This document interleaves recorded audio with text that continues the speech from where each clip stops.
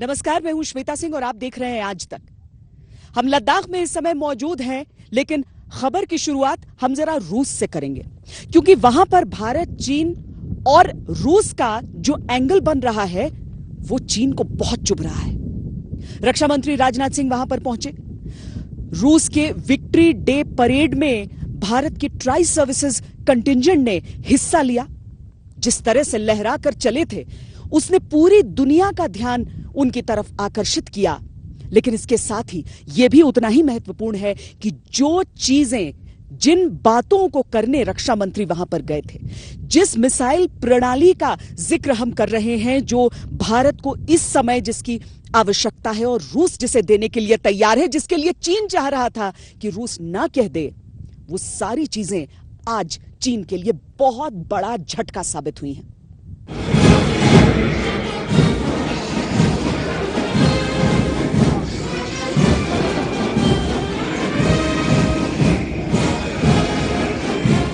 रूस में भारत की यह हस्ती देखकर चीन जले तो जले, क्या फर्क पड़ता है। फर्ज था भारत का, दोस्त ने बुलाया था, ये पराक्रम दिखाना ही था।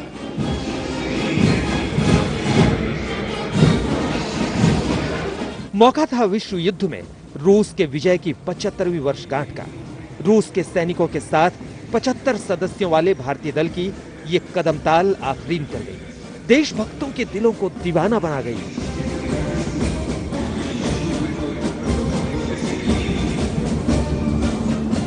विक्ट्री मेमोरियल की तरफ गर्दन तिरछी कर भारत की टुकड़ी चली तो मानो ऐसा लग रहा था कि वो दूसरे विश्व युद्ध के वीरों से साक्षात बात कर रही है। भारतीय सेना की सिख लाइट इन्फेंट्री, नौसेना और वायुसेना के 75 योद्धाओं ने रूस की इस विजय परेड में हिस्सा लिया। यह भारत और रूस के प्रगाढ़ संबंधों का प्रतीक है। 1999 की कारगिल की लड़ाई में भी रूस ने अपनी सेना के T-90 टैंक निकालकर भारतीय सेना को दिए थे। इस बार भी रूस ने भारत को आश्वासन दिया है कि भारत को जो युद्ध का साजो सामान चाहिए होगा, रूस जल्द से जल्द भारत को वो देने का प्रयास करेगा। काबिले जिक्र हैं देश के रक्षा मंत्री राजनाथ सिंह। वो इस विक्ट्री परेड में शामिल हुए बिना मास्क लगाए।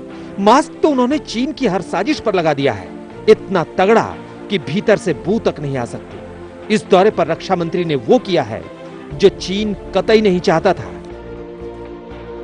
भारत और रूस में भविष्य की दिशा बदल देने वाला समझौता।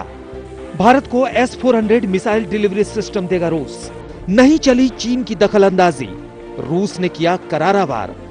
पूरा हुआ रूस के साथ हथियार मंगाने का करार। भारत को रूस से तेजी से S-400 anti missile system, Su-30 air dominance fighter और MiG-29 एयर सुपीरियोरिटी फाइटर समेत परमाणु पनडुब्बी, हल्के हेलीकॉप्टर और गोला बारूद की आवश्यकता है। रूस ने भारत को आश्वासन दिलाया है कि वो जल्द से जल्द ये सारे रक्षा सामग्री भारत को मुहैया कराने का प्रयास करेगा। चीन की कोशिशों के बावजूद भारत को ये सभी हथियार और साजो सामान जल्द मिलने की उम्मीद है। यही है वो सबसे advanced air defence missile system जिससे कांप रहा है चीन। इसके अलावा भारत रूस से 12 सुखोई 30 MKI और 21 MI G-29 भी मंगा रहा है। इसके बाद भारत का रक्षा तंत्र किसी भी मामले में चीन से कम नहीं होगा। जानते हैं सबसे दिलचस्प बात क्या है? चीनी रक्षा मंत्री जनरल वेई फेंग भी रूस दौरे पर थे। भारत ने उन्हें दरकिनार किया ही रूस ने भी उनकी आपत्तियों को खारिज कर दिया।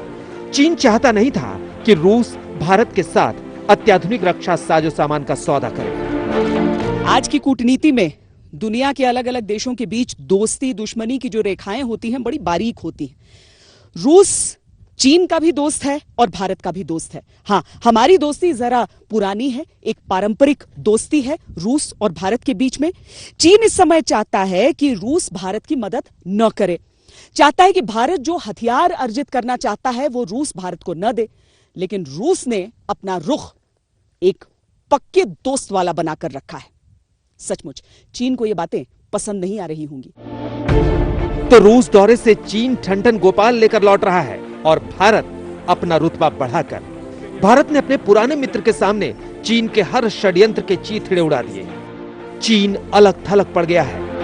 मुझे deputy prime minister mister Yuri Borisov के साथ हमारे डिफेंस रिलेशनशिप को रिव्यू करने की अपॉर्चुनिटी हमको मिली है और वो पैंडेमिक रिस्ट्रिक्शंस के बावजूद होटल में मुझसे मिलने के लिए आए। इस सम्मान के लिए मैं उन्हें धन्यवाद देता हूं। कितना फर्क है चीन और दुनिया के बाकी देशों में। साजिश समझिए, पहले वो कोरोना फैलाता है, फिर वियतनाम, ताइवान और जापान जैसे पड़ोसियों को आंख दिखाता है, उत्तरी चीन सागर में शक्ति प्रदर्शन करता है, द्वीप बनाकर कब्जा करता है और फिर सुपर पावर अमेरिका से दो हाथ करने का प्लान बनाता है। मकसद सिर्फ एक, दुनिया की सबसे बड़ी महाशक्ति बनना। महाशक्ति बनने की चाहत रखना बुरी बात नहीं, लेकिन नीयत अच्छी नहीं थी, इसलिए चीन चारों खाने चित्त हो गया है। रही बात युद्ध की, तो इस धौस से अब भारत डरने वाला नहीं है। एलएसी पर वो चाहे जितने सैनिक लगा ले, चाहे जितने बंकर बना ले। श्वेता सिंह के साथ गौरव सावंत, लेह आज तक। चीन की साजिश की एक रिपोर्ट देखना आपके लिए बहुत ज्यादा जरूरी हो जाता है। एक तरफ होते हैं चीन के वो दावे जो लाइन ऑफ एक्चुअल कंट्रोल को लेकर वो करता रहता है, और दूसरी तरफ होती है वो सच्चाई। मेरे सहयोगी शिव अरोरा ने एक बहुत अहम रिपोर्ट आपके लिए तैयार की है, और इसके साथ ही आर्मी चीफ जनरल नरवणे 2 दिन के लद्दाख दौरे पर थे। वो न सिर्फ यहां पर अपने सैनिकों से जो घायल हुए गलवान की उस हिंसक घटना में, उनसे मुलाकात की, उनकी हौसला अफजाई की, बल्कि आज वो फॉरवर्ड एरियाज तक गए। वहां पर सैनिकों को कहा कि हमें गर्व है आप पर, जिस तरह का आपने शौर्य का प्रदर्शन किया था। चीन देख रहा है, भारत के सेना प्रमुख फॉरवर्ड एरियाज तक जा रहे हैं, लेकिन समूचे हिंदुस्तान को यह विश्वास होना चाहिए कि चीन की जो विश्वासघाती सेना है वो हमारे सेना के सौम्य शौर्य के आगे कहीं नहीं टिकती।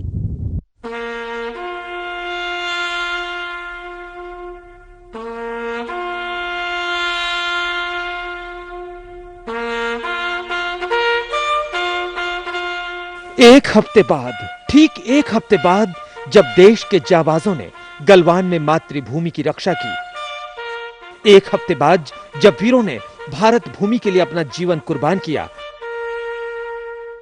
और ठीक उस दिन जब चीन गलवान वैली से अपने सैनिकों को हटाने के लिए भारत से वादा किया। चीन ने ठीक उसी जगह यह किया है जहां हमारे वीरों ने शहादत दी। 22 जून की सैटेलाइट इमेज साफ बता रही है कि चीनी फौज फसाद वाली जगह पर फिर लौट आई है। चलिए आपको पूरी कहानी सिलसिलेवार तरीके से बताते हैं। 22 मई को चीन की ये पोस्ट निगाह में आई थी, भारत भूमि में करीब 20 मीटर अंदर। गौर कीजिएगा। अब 16 जून की तस्वीर देखिए। उनके तहस नहस कैंप दिख रहे हैं, क्योंकि भारत के सैनिकों ने 15 जून के खूनी संघर्ष के दौरान उसे तबाह कर दिया था। ऐसा इसलिए कि चीन ने एलएसी को लेकर हुए समझौतों का घोर उल्लंघन किया था। अब दोनों तस्वीरों को एक साथ देखिए।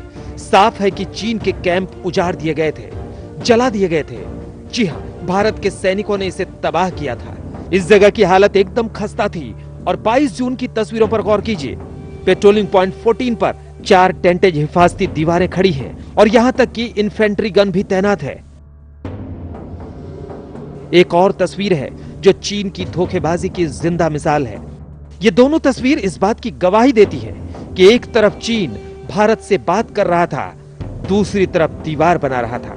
दीवार एक दिन में बनती नहीं है। जाहिर है वो 16 जून के बाद से ही इस काम पर लग गया था।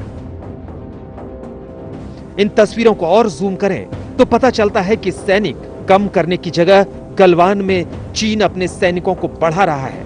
मिलिट्री व्हीकल्स, सैनिक, रक्षा साजो सामान एलएसी पर भेज रहा है चीन। एक बार फिर जब सैटेलाइट 22 जून को अपनी ड्यूटी पर लगे थे, ये आज तक है जो आपके सामने पूरा सच लेकर आया है। 22 जून को जब एक तरफ दोनों तरफ के सेनाओं के कोर कमांडर लेवल की बातचीत चल रही थी, तो वहीं दूसरी तरफ गलवान में चीन ने अपना डिप्लॉयमेंट बढ़ा दिया। ये ठीक वहीं हुआ जहां पे 15 जून को झड़प हुई थी। तब से लेके आज तक दोनों तरफ सेना ने अपनी तादाद बढ़ा दी है। करीब 1000 से 1200 सैनिक दोनों तरफ आमने सामने खड़े हैं। खैर, इस बीच army chief general Manoj Mukund Naravane 2 दिन के दौरे पर लद्दाख में थे, पूरे एक्शन में थे।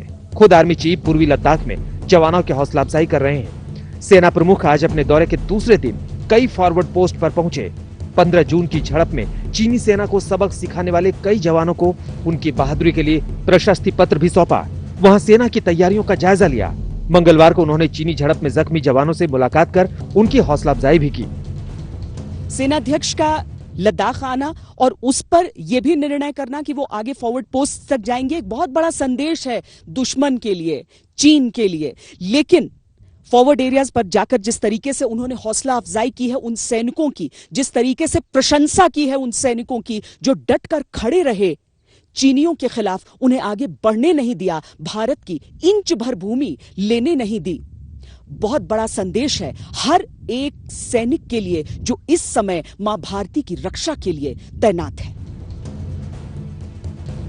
भारत विवाद खत्म करने की राह में कोई रोड़ा नहीं छोड़ना चाहता।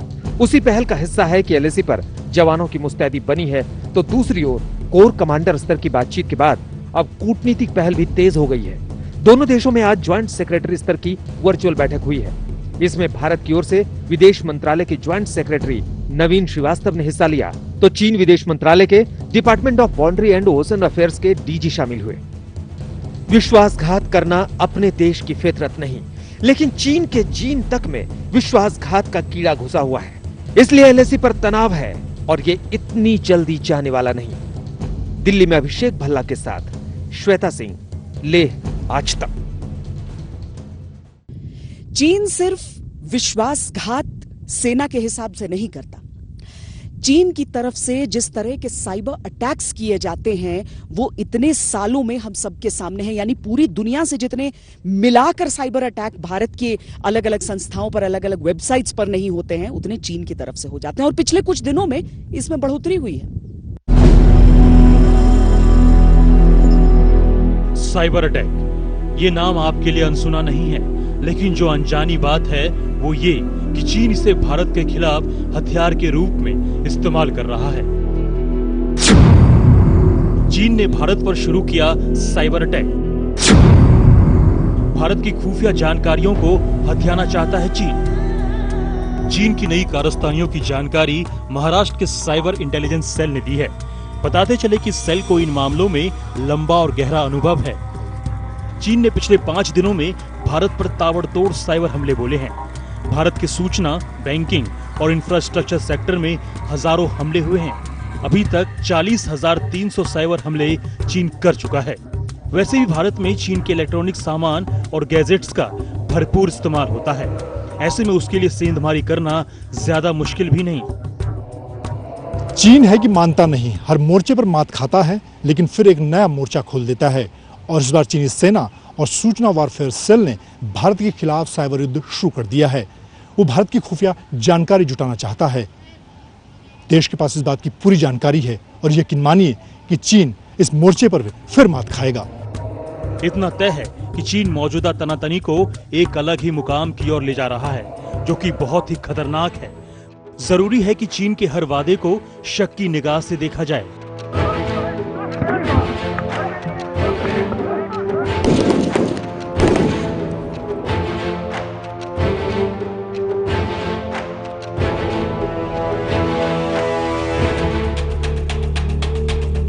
चीन जो कहता है वो करता नहीं।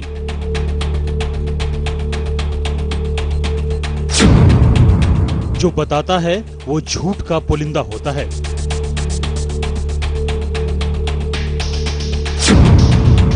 जो दिखाता है वो प्रोपेगेंडा होता है। क्योंकि वो चीन है, उसकी बुनियाद झूठ पर टिकी है। छल और साजिश उसकी फितरत का अहम हिस्सा है। वो क्या कहेगा, क्या करेगा, कोई नहीं जानता। तभी तो भारत यकीन करने से हिचकिचा रहा है। खतरा तो हमेशा है, क्योंकि वो चीन है। लद्दाख से चीन की सेना को पीछे हटने के लिए कई दौर की बात हुई, लेकिन नतीजा शून्य रहा। अब 22 जून को सेना के कमांडर स्तर की बातचीत में फिर चीन ने वादा किया है। उसने माना है कि वो अपनी सेना को 5 मई से पहले वाली स्थिति में भेजेगा। एलएसी पर चीन अपने सैनिकों का जमावड़ा कम करेगा। सेना अधिकारियों की बैठक में भारत ने चीन को खरी खरी बात बता दी कि LAC पर हमने टकराव की स्थिति में गोली न चलाने की नीति बदल दी है और जरूरत के हिसाब से अपने इलाके में सड़क का निर्माण करते रहेंगे। चीन के साथ कमांडर स्तर की हुई बातचीत का ये सार था, लेकिन क्या हिंदुस्तान को चीन पर भरोसा करना चाहिए? क्या चीन अपने पीछे हटने के फैसले पर अमल करेगा? इतिहास के पन्ने गवाही देते हैं कि चीन की नीयत में खोट है। वो पहले समझौते पर हामी भरता है, बाद में मुकर जाता है। समझौते की इज्जत करना तो चीन जानता ही नहीं, बातचीत की कद्र करता तो वो लद्दाख में ऐसे हालात पैदा नहीं होने देता। 5 मई को बड़ी संख्या में चीनी सेना के जवानों ने भारतीय जवानों के साथ धक्का मुक्की की, झड़प की थी, कटीले तारों वाले डंडों से हमला किया था, पत्थरों से वार किया था। तब से लद्दाख में चीन अशांति का पर्याय बन चुका है।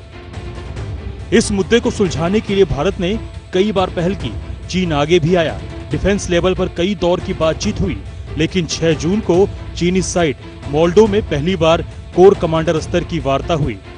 मुद्दा था कि शांतिपूर्ण तरीके से विवाद को सुलझाकर आगे बढ़ा जाए, लेकिन नतीजा क्या निकला? चीनी सेना ने गलवान में जो कायरतापूर्ण कार्रवाई की वो बेहद शर्मनाक है। इस घटना के बाद भारत ने सख्त रुख अपनाया तो चीन की हेकड़ी गुम हो गई। फिर वो बातचीत का राग अलापने लगा।